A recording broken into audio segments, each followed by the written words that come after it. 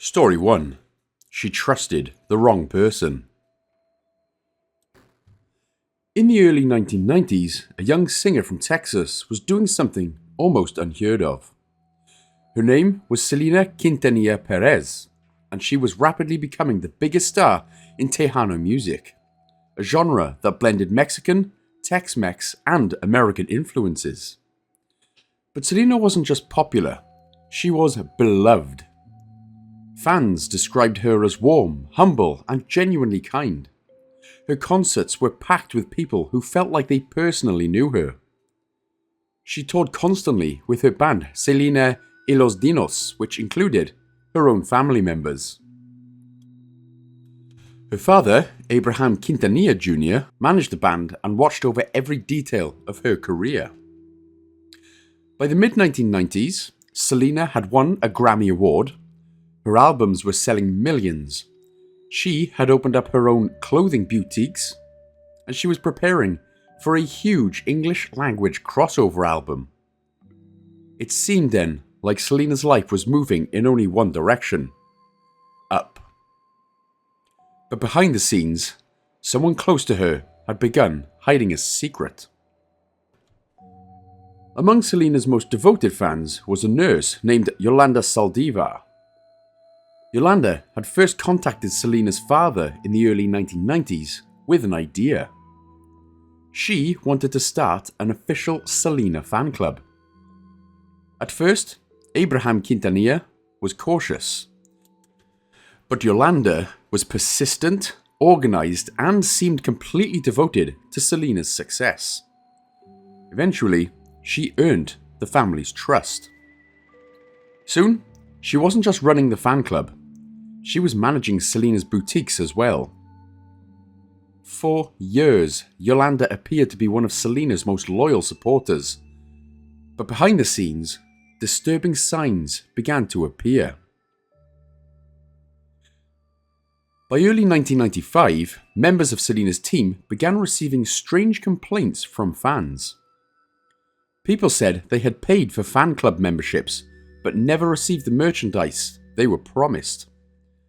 At first, the complaints seemed like simple mistakes, but the number of complaints kept growing. When Selena's father began investigating the finances connected to the fan club and boutiques, he discovered something alarming. Money was missing, large amounts of it as well, and the person responsible for managing those accounts was Yolanda Saldivar. The Quintanilla family confronted her. Yolanda, of course, denied everything, but the evidence kept pointing back to her. Eventually, the family made a decision. Yolanda was fired. Despite the growing conflict, Selena still believed this might be a misunderstanding. She agreed to meet Yolanda one last time. The meeting took place on March 31st, 1995, at the Days Inn Motel. Selena hoped she could retrieve important financial records that Yolanda had been holding on to. Inside the motel room, the two women talked. At first, the conversation seemed calm, but it soon turned tense. Selena demanded the documents she needed to clear up the missing money. Yolanda in turn hesitated. Then the argument escalated, and suddenly, Yolanda reached for a handgun. As Selena turned to leave the room, a shot rang out. The bullet struck her in the back. Incredibly, Selena didn't collapse immediately. She ran. Bleeding heavily, she sprinted down the motel corridor towards the lobby. Witnesses later said she looked terrified and desperate to reach help. When she reached the front desk, she collapsed. But before losing consciousness, Selena managed to say a few words. She told the staff who had shot her. She said the name, Yolanda. Paramedics rushed Selena to Corpus Christi Memorial Hospital, but unfortunately, the injury was too severe. Doctors tried absolutely everything that they could, but a short time later, Selena Quintanilla-Perez was pronounced dead. She was only 23 years old. Meanwhile, Yolanda Saldívar didn't flee the scene. Instead, she climbed into her pickup truck in the motel parking lot, and what followed was a 9-hour police standoff. Inside the truck, Yolanda threatened to take her own life. Eventually, she surrendered to the police. Her trial took place later that year, and in October 1995, a jury found Yolanda guilty of murder. She was sentenced to life in prison. The death of Selena sent shockwaves throughout the music world. Fans gathered in massive crowds across Texas and Mexico to mourn her. The governor of Texas even declared April the 16th Selena Day. Despite her life being cut tragically short, Selena's influence only grew from there. Her music continued to inspire new generations, and today she is remembered as the Queen of Tejano music, a cultural icon, and a symbol of a talent that was taken far too soon. Story 2. The Fan Who Went Too Far. In the late 1980s, a young actress named Rebecca Schaeffer was quickly becoming one of Hollywood's most promising new stars. Rebecca had grown up in Oregon and had originally dreamed of becoming a writer. But after being discovered by a modeling agency as a teenager, she found herself pulled into the world of acting. By 1986, she had landed a major role on the television sitcom My Sister Sam, where she played the sweet and optimistic younger sister of a struggling photographer. Audiences loved her. She had a warmth and sincerity that made people instantly feel comfortable. Directors described her as hardworking, humble, and kind to everyone on set. And it seemed like her career was just beginning. But while Rebecca's fame was growing, someone hundreds of miles away had become dangerously obsessed with her. That person was a young man named Robert John Bardo. Bardo lived in Arizona and had struggled for years with serious mental health issues and isolation. When he first saw Rebecca on television, something inside him shifted. What began as an admiration quickly turned into obsession. Bardo started writing Rebecca letters. At first, they were simple fan letters, but they soon became more intense and personal. Rebecca, like many celebrities, had staff who handled fan mail. Occasionally, she signed photographs and sent them back to fans.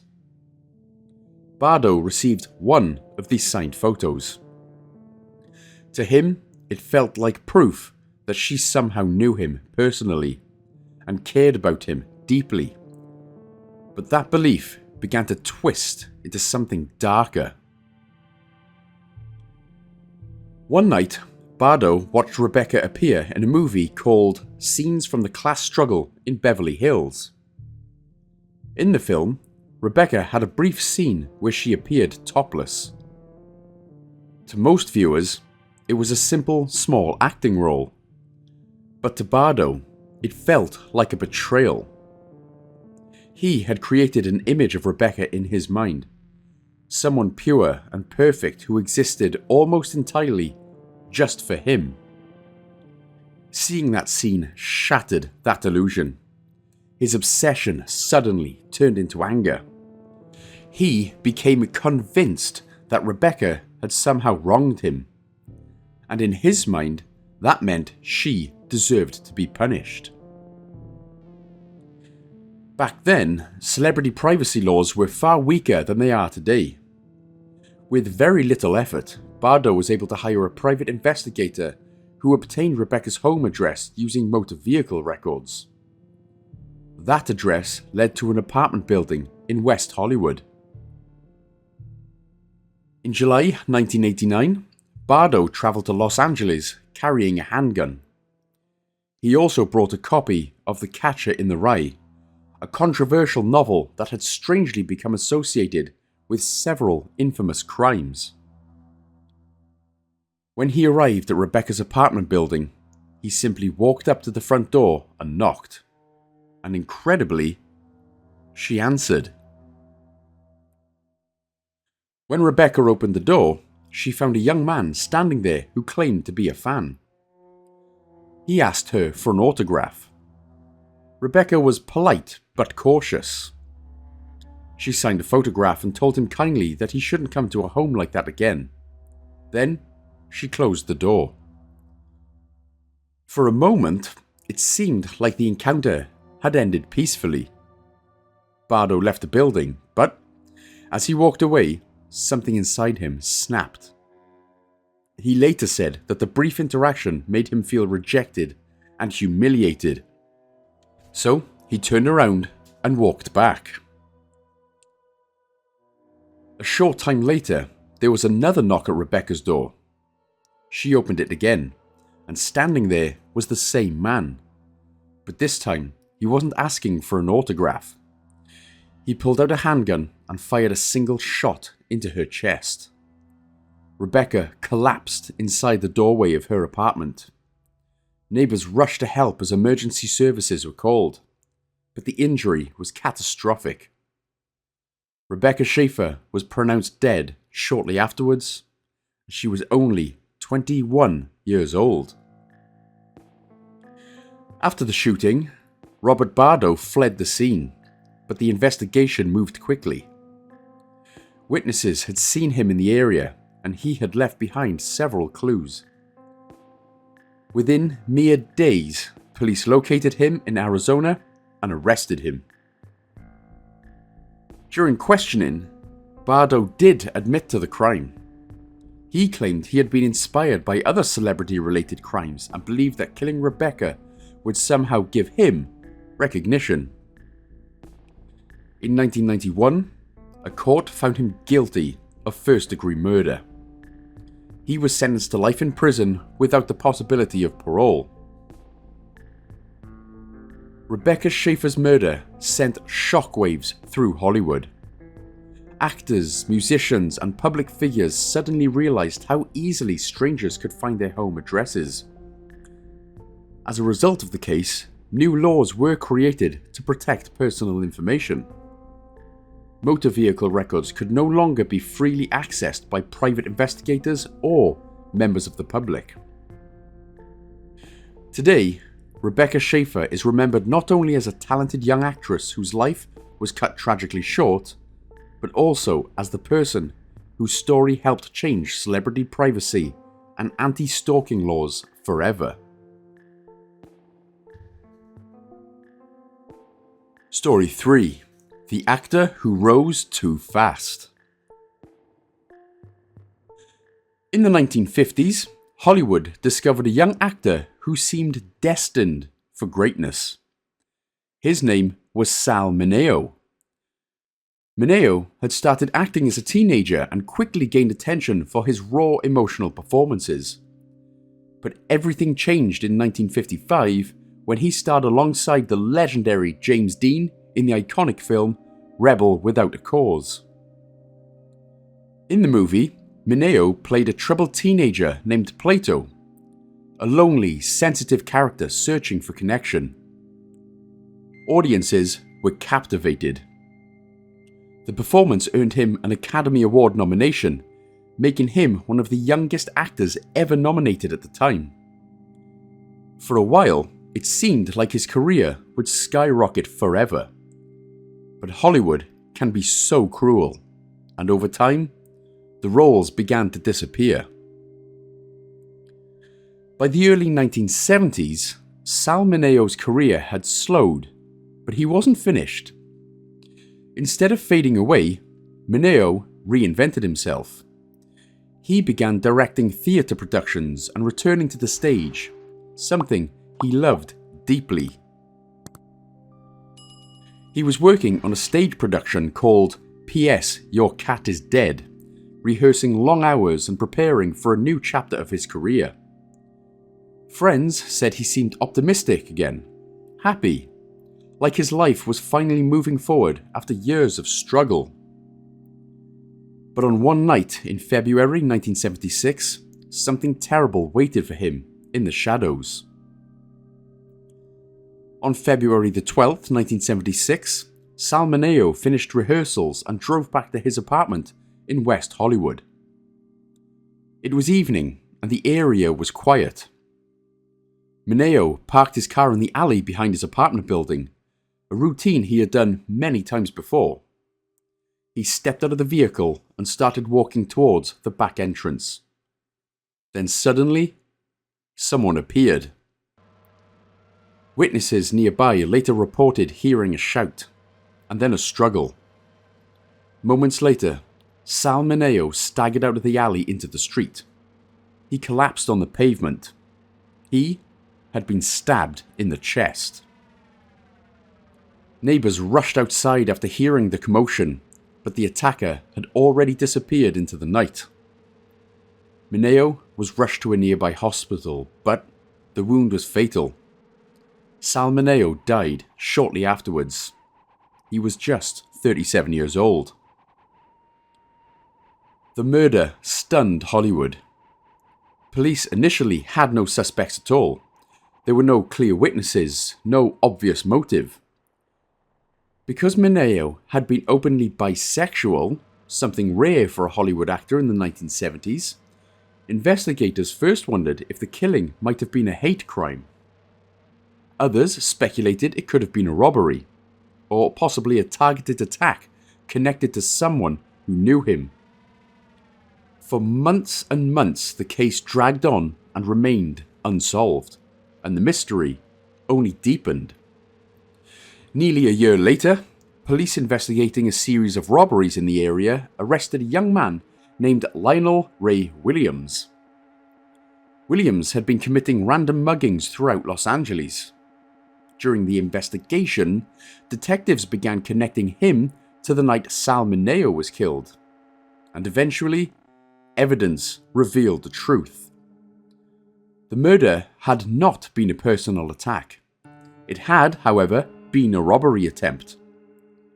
Williams had tried to mug Mineo in the alley behind his apartment, and when Mineo resisted, Williams stabbed him and fled. It had been a completely random act of violence, a life taken simply because he happened to be in the wrong place at the wrong time. In 1979, Lionel Ray Williams was convicted of the murder of Sal Mineo. He was sentenced to a lengthy prison term. But for many people who admired Mineo's work, the answer didn't make the tragedy any easier to accept. A talented actor whose career was just beginning to recover, who had been killed in the dark alley by a stranger who had never even known who he was. Today, Sal Mineo is still remembered for his powerful performances, especially his role in Rebel Without a Cause. In many ways, his character Plato, a lonely outsider searching for acceptance, became one of the most iconic figures in film history. But the story of Sal Mineo also serves as a haunting reminder. Sometimes the most tragic events in life aren't the result of grand conspiracies or deep hatred. Sometimes they happen simply because someone crosses paths with the wrong person at the worst possible moment.